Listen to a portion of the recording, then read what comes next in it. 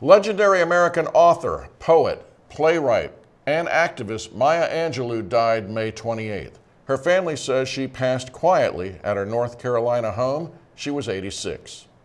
Angelou rose to fame after writing about her early life as a poor African-American girl in the segregated South in her 1969 memoir, I Know Why the Caged Bird Sings. VOA's Salinas reported on Angelou's life and legacy, and she shared with me some of the lessons she leaves behind.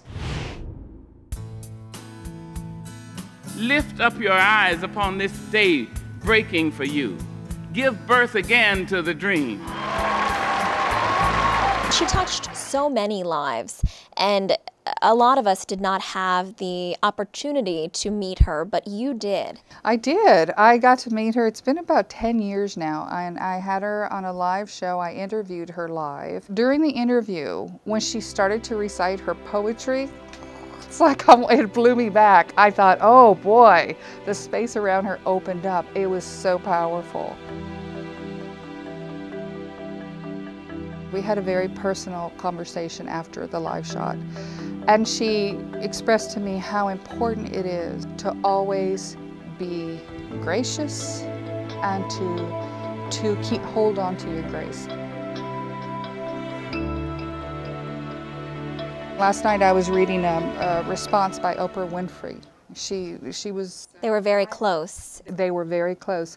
Maya Angelou was her mentor. She called her my sister, my mother. And she said this quote from Oprah Winfrey: "She moved through the world with unshakable calm, confidence, and a fierce grace." And that's when I thought, wow, that's what Maya Angelou told me to hold on to, just that grace. Destination where all signs tell us it is possible and imperative. I open my mouth to the Lord and I won't turn back, no.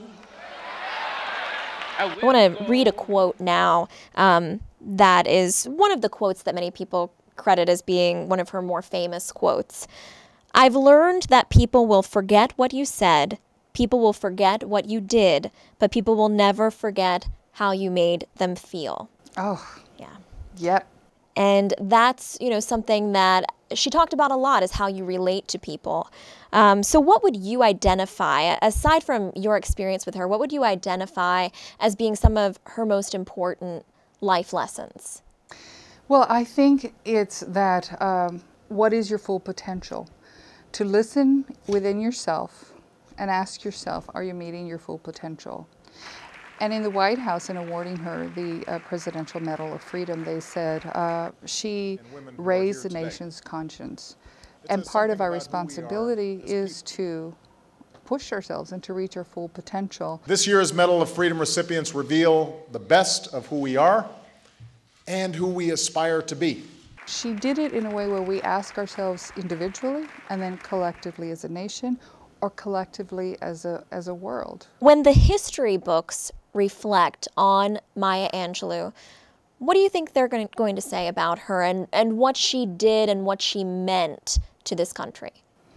I think it's, first of all, she detailed and logged what really happened in U.S. history in terms of the segregation and the racism that we went through and came out of at the end. And I think ultimately, and you've heard this said again and again, and I think it's true, that she was a teacher. That there's one quote where she says, "I am not a writer who can teach. That I'm a teacher who can write."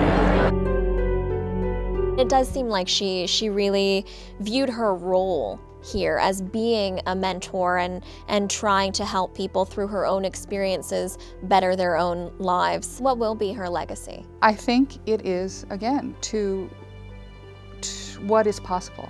Where she came from, the intense poverty, the abuse, living in the segregated South, so traumatized that she wouldn't speak, to sitting in the White House with the president putting, the Medal of Freedom around your neck and affectionately kissing her. That's possible. And we as human beings, no matter where you live on the world and all the challenges that we have, turn to people like that, and throughout history we get people like Maya Angelou, and I think that's why. She shows us the strength within ourselves and what can be. You may bury me in the bottom of Manhattan. I will rise.